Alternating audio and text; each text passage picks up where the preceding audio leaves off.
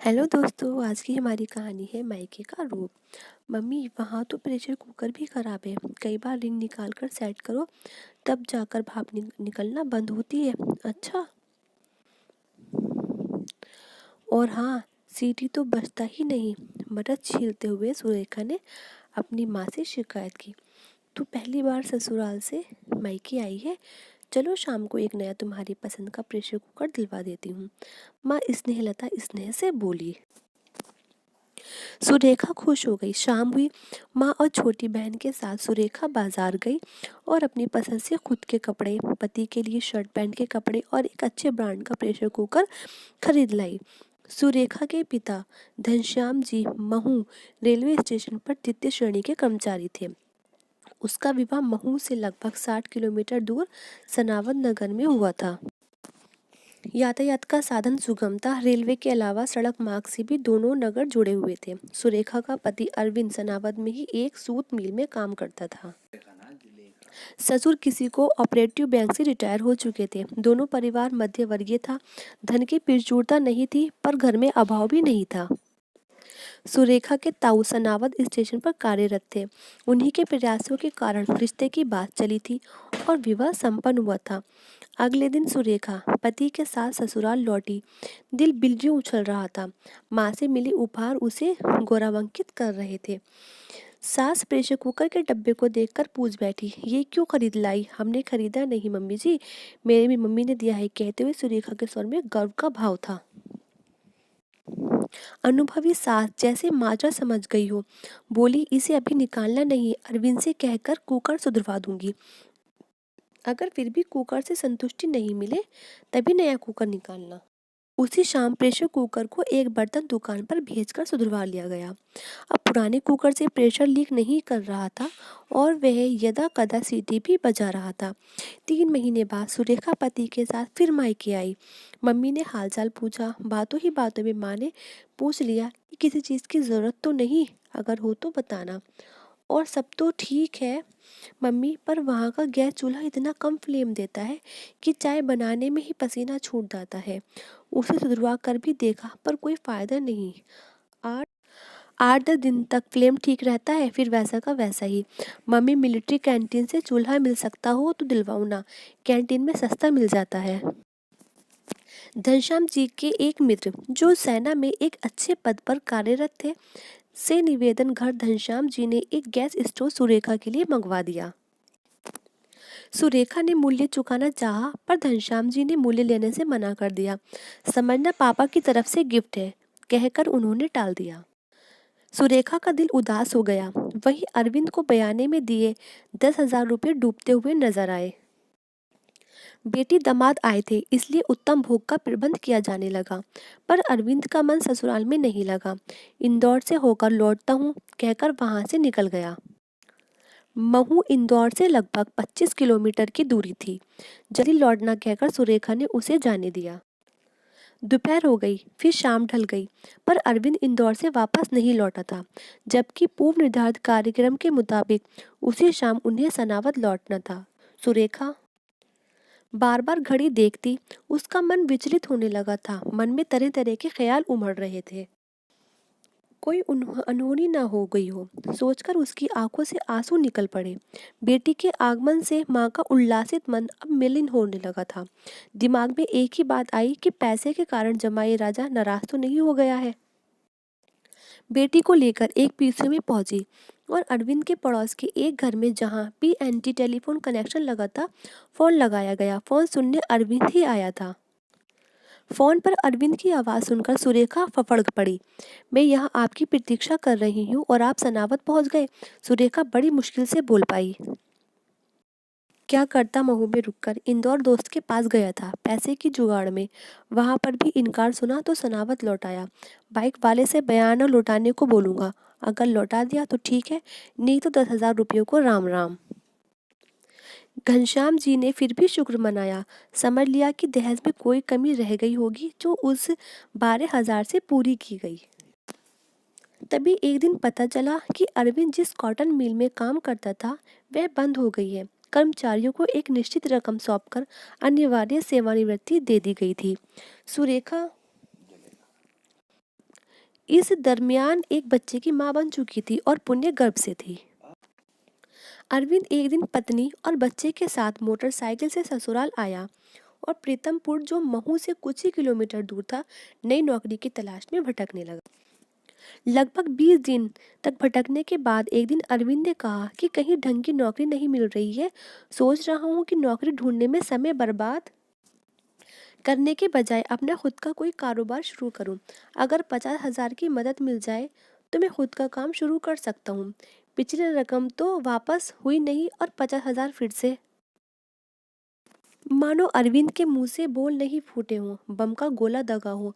सास एकदम से बोल पड़ी, जमाई राजा, वो 12,000 ही बड़ी मुश्किल से चुकाए हैं हमने, और आपकी साली की शादी में भी खूब खर्चा हुआ है। हमारा इस बार हम चाहकर भी कुछ नहीं कर पाएंगे। दो टूक जवाब सुनकर अरविंद कुछ नहीं बोला। सुरेखा अरविंद के प्रति आशंकित थी, कहीं इस बार फिर। उस शाम अरविंद ने कुछ नहीं किया, चुपचाप खाना खाया, खामोशी से रात गुजारी और अगली सुबह जाता हूँ किसी और जगह काम देखने कहकर अच्छे से तैयार हुआ, नाश्ता किया और अपना बायोडाटा की फाइल वाला बैग लेकर बाइक से चला गया। उस रोज वह वापस नहीं लौटा। रात हो गई और जब वह वापस नहीं लौटा तो सुरेखा ने ससुराल के पड़ोस में फोन किया। वहां से पता चला कि अरविंद सनावत भी नहीं लौटा है। आखिर गया तो कहाँ। 2 दिन गुजर गए, मन में तरह तरह की शंका उत्पन्न हो रही थी। थाने पर दरियाफ्त की गई, कहीं एक्सीडेंट वगैरह तो नहीं हो गया, पर कुछ पता नहीं चला। 5वें दिन अरविंद बिना किसी पूर्व सूचना के मैले कुचैले हालत में महू पहुंचा। बिना किसी से कोई बातचीत किए सीधे बाथरूम में घुस गया, नहा धोकर बाहर निकला। नाश्ते के दौरान बताया कि इन 5 दिनों में वह इंदौर, उज्जैन, धार में नौकरी की तलाश में खूब भटका है। कहीं भी कैसा भी काम नहीं मिला, इसीलिए एक दोस्त के साथ ग्वालियर काम की तलाश में जा रहा है। बाइक वह इंदौर में दोस्त के घर छोड़ देगा और अपना कपड़ों वाला बैग लेकर वह घर से निकल गया। सुरेखा भारी मन से अरविंद को जाने दी थी। पिछले 5 दिनों में उसकी आंखों में अविरल आंसू बहे थे। आजीविका का प्रश्न न होता तो वह अरविंद को अपनी आंखों से ओझल नहीं होने देती। अब तो मायके में रहना भी उसे कठिन और अपमानजनक लगने लगा था। माता पिता उससे कुछ कहते तो नहीं थे, पर माता पिता की आंखों में छाई उदासी स्पष्ट गोचर होने लगी थी। अरविंद को गए 3 ही दिन हुए थे कि सुरेखा को उसके ताऊ से पता चला कि अरविंद तो पहले दिन से ही सनावद आ गया था, यानी ग्वालियर जाने की बात झूठी थी। सुरेखा जैसे आसमान से गिरी हो। घर में कोहराम मचना ही था। मचा। घनश्याम जी अगली सुबह सुरेखा और बच्चे को लेकर सनावद रेलवे क्वार्टर में रह रहे अपने बड़े भाई के घर पहुंचे। बड़े भाई को आराम से एक एक बात बताई। पूरी बात सुनकर बड़े भाई मोहन जी ने निश्वास भरकर कहा, सारी गलती तुम लोगों की है। क्या मतलब? तुम लोगों ने बच्ची की शादी करने के बाद भी उसके जीवन पर अपना नियंत्रण चाहा। ये तो नादान है, कमअकल, नासमझ है। इसे घर गृहस्थी के बारे में क्या क्या अनुभव? पर तुम्हें और तुम्हारी पत्नी को तो समझदारी दिखलानी चाहिए थी। क्यों बेटी के ससुराल की कमियां जानने के लिए उत्सुक रहती थी? कौन सा घर है जहाँ सब कुछ ठीक ठाक है, 100% परफेक्ट है? कैची खराब है, प्रेस खराब है, गैस चूल्हा खराब है, प्रेशर कुकर खराब है, मिक्सर ग्राइंडर खराब है, तो तुम लोगों ने बाजार से खरीद दिया।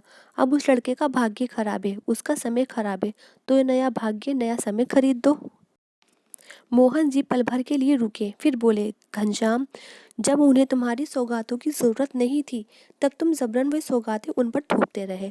अब उसे वाकई मदद की ज़रूरत है, तब तुम अपनी पीठ दिखा रहे हो, मदद करने से इनकार कर रहे हो। मैं क्या करूं? मेरे पास इतना पैसा कहाँ है? मैं ये नहीं कहता कि तुम कर्ज लेकर मदद करने की कोशिश करो, चाहो तो भी नहीं कर सकते, पर सच ये है कि उनके दाढ़ में लहू तुमने ही चखाया है। झूठी उम्मीदें तुम्ही ने जगाई हैं। तुमने बेटी के कहने पर वो छोटी बड़ी चीज़ें न खरीदी होती तो लड़के को तुमसे कोई उम्मीद ही नहीं होती। असल में लड़का तुम्हें कारू का खजाना समझ लिया है, और तुम्हारी बेटी भी ज़मीनी हकीकत से दूर है। ये बच्चे किसी चीज़ की फरमाइश करते समय भूल भूल जाते हैं कि माता पिता कैसे घर परिवार मैनेज करते हैं, कैसी चीज़ें जुटाते हैं। फिर क्या करें? मैं भी कह रही हूँ कि मुझे तुम्हारी सॉरी नहीं चाहिए। कहते हैं कि पति पत्नी का जीवन साझे का होता है। सुख हो, दुख हो, खुशी हो, विषाद हो, दोनों को बराबर बराबर झेलना पड़ता है। कभी सोचा है कि मेरे पेट में जो बच्चा पल रहा है उस पर तब क्या बीतती होगी? जब मैं ज़ार ज़ार रोती हूँ तुम मुझ पर ही नहीं इस बच्चे पर भी जुल्म कर रहे हो जो अभी जन्मा भी नहीं है। मेरी नौकरी छूट गई है, अरविंद कातर स्वर में बोला। बहुत से लोग ऐसे हैं जिनकी नौकरी कभी लगी ही नहीं। तुम कहना क्या चाहती हो? मैं सोच रही हूँ कि अभी 3 महीने ही तो हुए हैं, क्यों ना इस गर्भ को नहीं। मनवती समझकर अरविंद के मुंह से चीख सी निकल गई। सुरेखा के होठों पर एक फीकी सी मुस्कान रेंग कर रह गई। माय डियर हब्बी, अपने बच्चे के बारे में सिर्फ बुरा सुनकर ही कितनी पीड़ा होती है। उस बच्चे के खिलाफ जिसकी तुमने शक्ल भी नहीं देखी है, जिसे दुनिया में आने की है। फिर सोचो मेरे पापा को कैसा लगता होगा जब मैं खून के आंसू रोती हूँ। सुरेखा प्लीज़ मुझे जूते मार लो पर जलील मत करो प्लीज़। वादा करो कि मर्द बनोगे, हर दुश्वारी का सामना करोगे, पर भगौड़ों की तरह भागोगे नहीं, कभी पलायन नहीं करोगे।